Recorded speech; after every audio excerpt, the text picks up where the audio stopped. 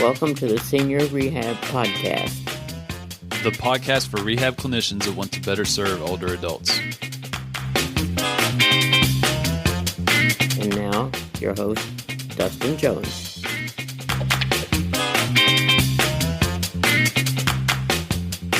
All right, y'all. This is episode 4 in the Ultimate Guide to Simplify Your Documentation. We're talking about the plan portion of documentation today. So if you all have not been tracking with this series, Cindy Krafft and Dee Kornetti of Kornetti and Krafft Healthcare Solutions has been talking about how can we simplify our documentation, how can we just put in what is necessary to where our documentation is actually helpful and useful, and it's not like we're just kind of checking the to-do list off, that we're actually doing it to bring value to our patients. So first week was subjective, second week it was objective, third week was assessment, and then this week is plan. If you have not listened to those podcasts, don't worry, you're still going to gain a lot from this one.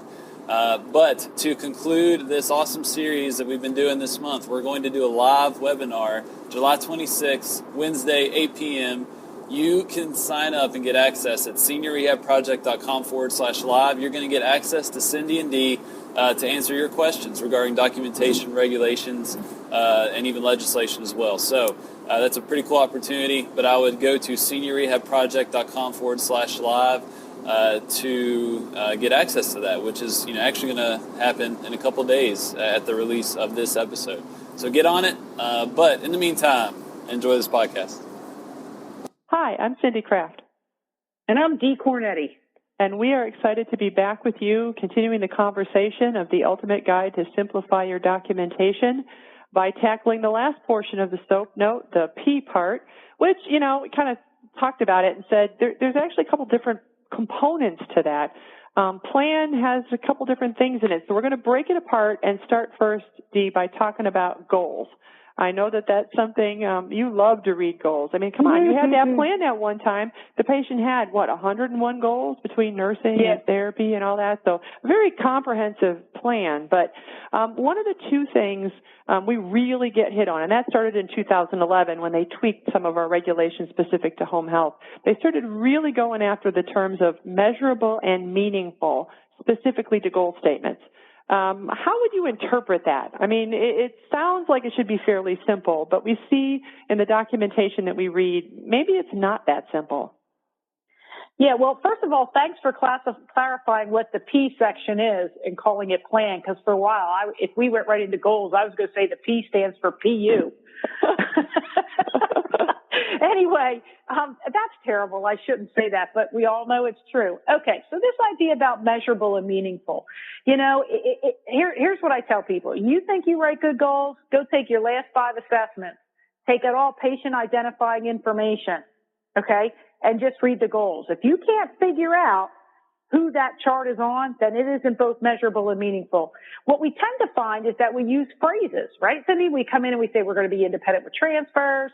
We're going to be able to climb the steps with supervision using, one handrail and a single point cane, and that we're going to have lower extremity strength, and we're going to be, we're going to reduce our fall risk.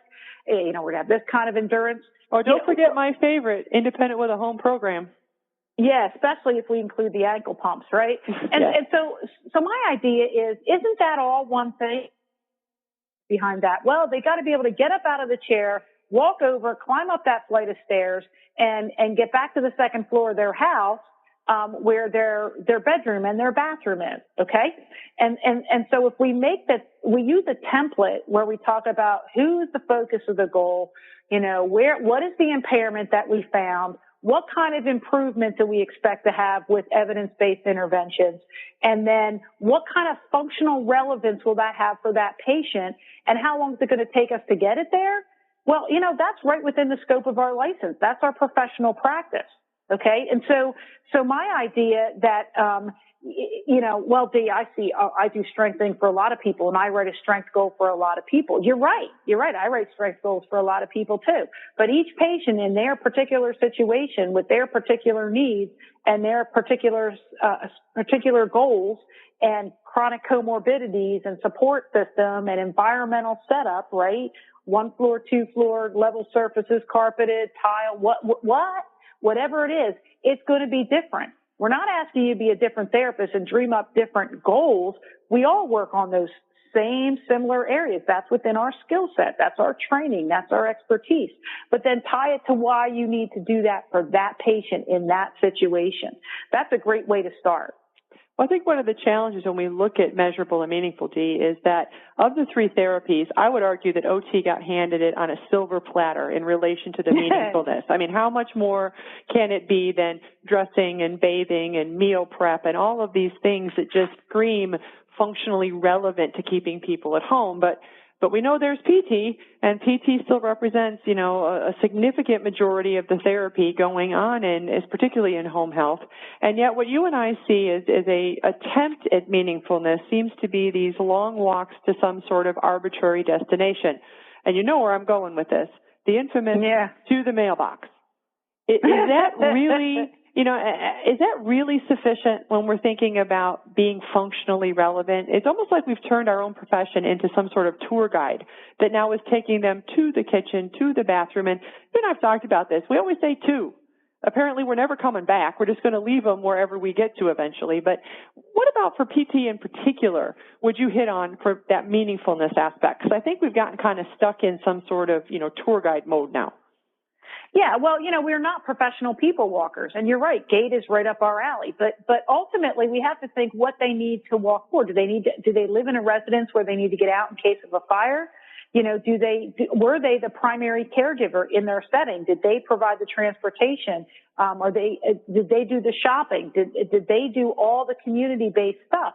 And, there's a lot of research that says, even from a cardiopulmonary point of view, we got to get up over 400, 500 meters, which puts us well over 1,000 feet if we want to consider it as a baseline community entry. So, I work with a lot of people who have their mailbox all the way down the limestone road.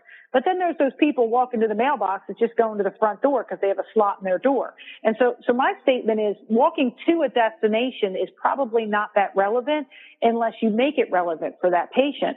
And ultimately, we all know that just walking to our mailbox and back does not make us community mobile, right? And that's one of the criteria for homeboundedness is that we are, the condition of participation, that we're homebound. And so, if we're trying to establish that this person can re-enter the community and their continued need for therapy can occur in an outpatient setting or another venue and not in the home, under the Part A benefit, then what are we doing to ensure that happens? And walking to the magic mailbox, well, that's not going to be it.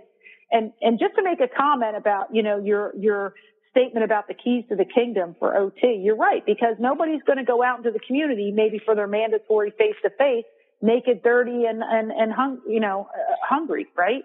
So that's not going to work. So this idea that we have trouble writing meaningful goals for patients and what the end result of that goal will be for that patient really should be fairly simplistic. Why are you getting them stronger? Why do you want them to be steadier on their feet? Why do they need to go up or downstairs? Why do they need, why do they need this kind of endurance?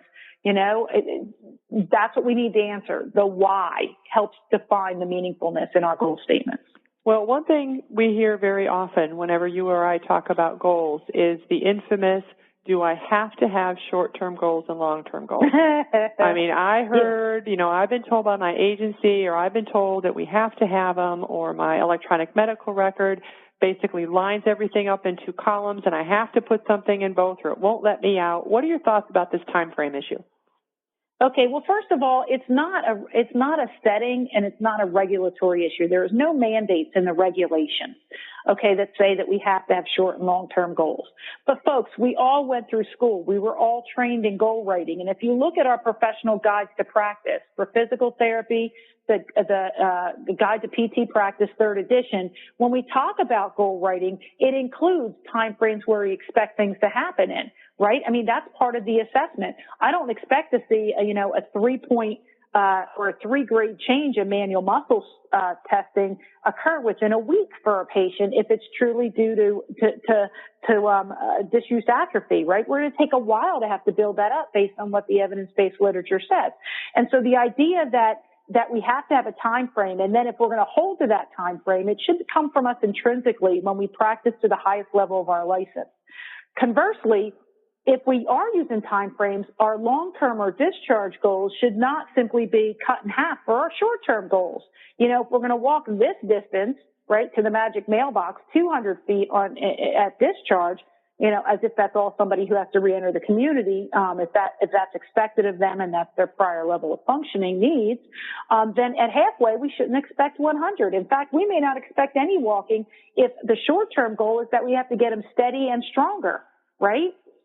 To be able to do that safely and consistently, even when we're not there. So our short-term goals might be the building blocks towards the long-term functionality that we're expecting through the use of our evidence-based interventions and our our decisions and our choices and our disciplines, how we're going to get a person to that point and know that it's time to discharge them, right? Because they've optimized function or whatever. Well, I think that your building block is a good example because I think sometimes with short and long term, it's just turned into this, well, they always line up. They're always on the same subject as opposed to what am I going to work on before we even try doing other things that are unsafe to do so maybe at this point because they're not ready.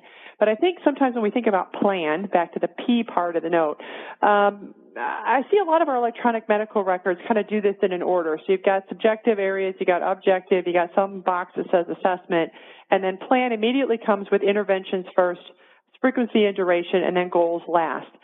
I kind of put it in a different order for you, Dee, because I think sometimes goals need to be dealt with first so we know what we're shooting for, and then say, now, what is it going to take to get there? So when we're talking about what it takes to get there, frequency and duration, I know, is a hot button for both of us, but I'm going to poke it in your direction today. When we see records where it appears that it doesn't matter what's wrong with you, your leg's gone, you're blind in one eye, you had a recent stroke, you have diabetes, you got all four. You're still going to be 2 weeks sick no matter what we have going on with the patient. What are your thoughts on that? Okay, again, we are challenged and we are mandated to develop individualized patient-specific care plans.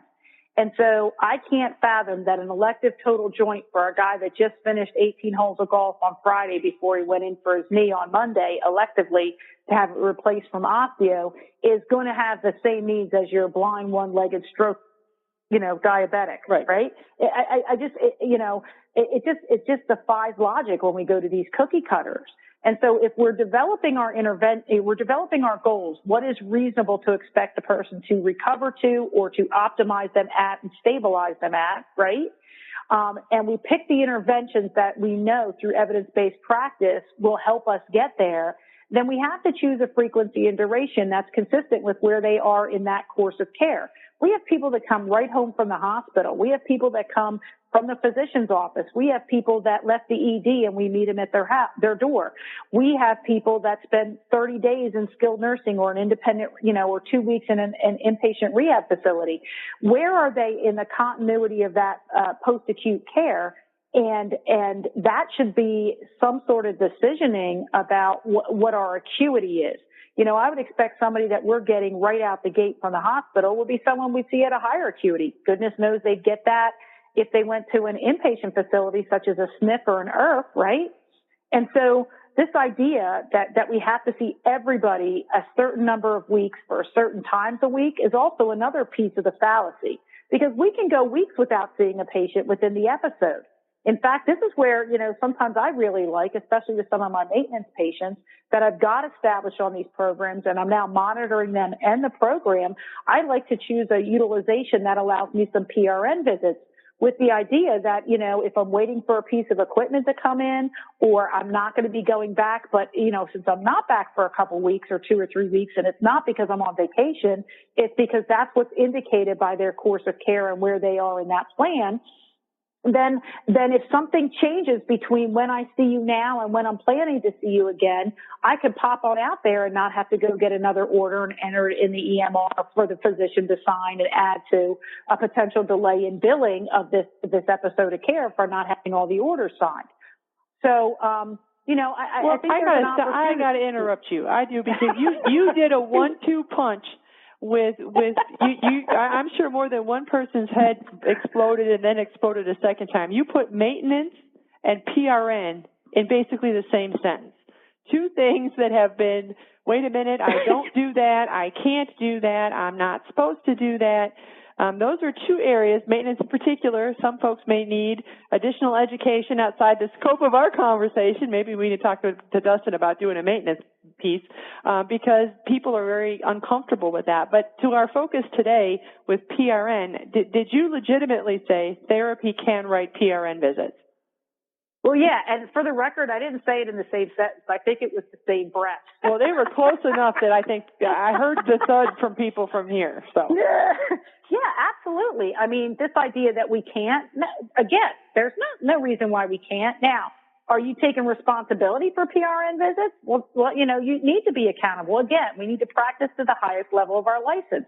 If we don't need to see somebody for this week of care because where they are in their program, okay, or we're waiting on a piece of equipment, I'm not just going to go out there and say, well, didn't arrive today, see you next time, right, and waste a visit. I mean, I think that's half our problem. We can use PRN visits. The nurses use it, and we see it with our sliding scale insulin patients and our wound care patients, and I'm not going to go over how you do it, but every EMR is set up to do it. Now, if it's turned off for therapy, yeah. But the question is, why are we not dictating our own utilization? Why are we mandated to go every week? Why are we not asking these questions? And why are we not developing plans that aren't so PU, but are actually, really perfect, that are personable, and that are, phenomenal? I know I couldn't find another P. That is phenomenal. Starts with P. You're fine. Yeah, PH, but it doesn't have the same. It's a F. So there you go. But anyway, I mean, why are we not doing that? And why are we not, practicing to that highest level of our license? I'm not exactly sure, Cindy. But what we really wanted to do with all four parts of these, Dee, is to kind of dust off the cobwebs, kick the tires a bit, and say, some of this, simplify my documentation, is not about sending you a list of keywords to say or words to avoid, or say it exactly like this and you can move on. It's about getting ownership back and saying we are skilled professionals. We know why we are treating our patients. We know what our purpose is. If we don't, that's a whole other conversation of why you're still seeing them. But to remind ourselves that maybe we don't still have a piece of paper and SOAP on it, but those are the fundamental areas. And we have to kind of get out of our own way and say, I do know these things. I am able to do this. And then I want to make sure those key elements represented on my evaluations, my reassessments, my visit notes, that we can move past the, if you didn't document it, you didn't do it, and say, we really are phenomenal, as you just said, Dee, and we want to make sure the documentation reflects that. Right there with you, Cindy. Hey, it's been real, y'all. Thanks so much. Peace out. There you have it, folks. That concludes the ultimate guide to simplify your documentation with Kornetti and Krafft Healthcare Solutions. Big shout out to Dee Kornetti, Cindy Krafft, and the ampersand Sherry Teague, just for providing a lot of value for the SRP community. Just learned a ton. It's amazing just to hear, these women just kind of go back and forth on their perspective, given their, experience and just, just they're excellent at what they do. So thank you all. For the listeners, for you listening, seniorrehabproject.com/live. Sign up for the webinar. If you listen to this before Wednesday, July 26th, we're going to be doing a webinar at 8 p.m. answering your questions regarding this topic that we all have to deal with in a begrudgingly manner. I know many of us are kind of in that boat. So I hope you all enjoyed this. August, we're going to kind of get back to normal in the sense of, more frequent episodes. Things are going to be a little different, though. We're going to have some changes. I will announce that in a special episode at the beginning of August. But in the meantime, I appreciate you all, and do not forget to stay funky. This podcast is brought to you in partnership with the Senior Rehab Project at seniorrehabproject.com.